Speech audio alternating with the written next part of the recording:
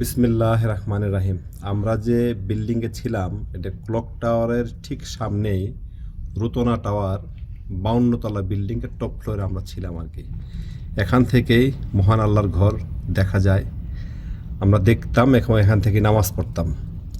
এটা হলো একটা কিংদের এখানের বাড়ি আর কি, রানীদের একটা প্রাইভেট প্রপার্টি।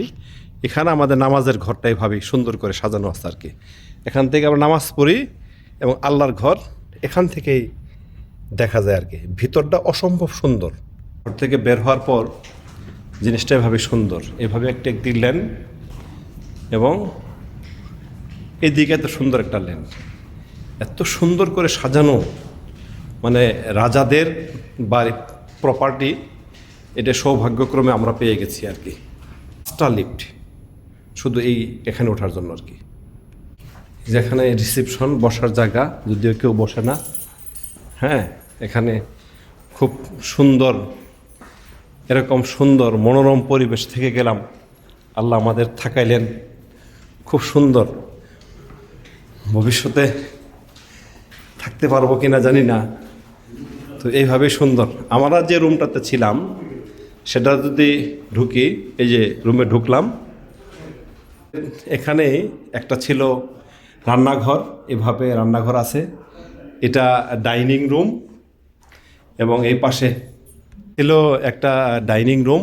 ডাইনিং রুমের সঙ্গে এই বাথরুমের সঙ্গে এরকম ক্যাবিনেট, সব জায়গাতেই এরকম সুন্দর। এখানে ডাইনিং খাবার দেয়া থাকে, রান্নাঘর, এখানে টিভি ঘর, ওয়াশরুম আছে। বৈঠকখানাটা এরকম, এখানেও একটা টিভি রুম আছে সুন্দর, আলহামদুলিল্লাহ।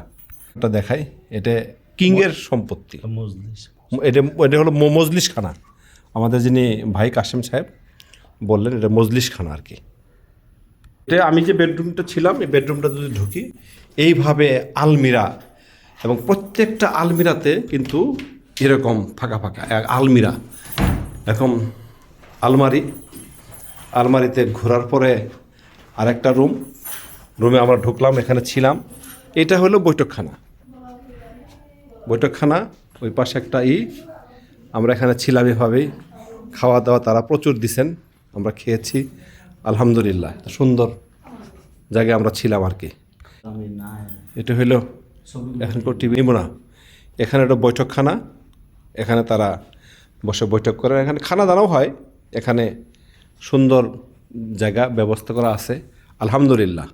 এভাবে যদি বের হয়ে যাই, আবার ঘরটা দেখাই, শুকুর আলহামদুলিল্লাহ।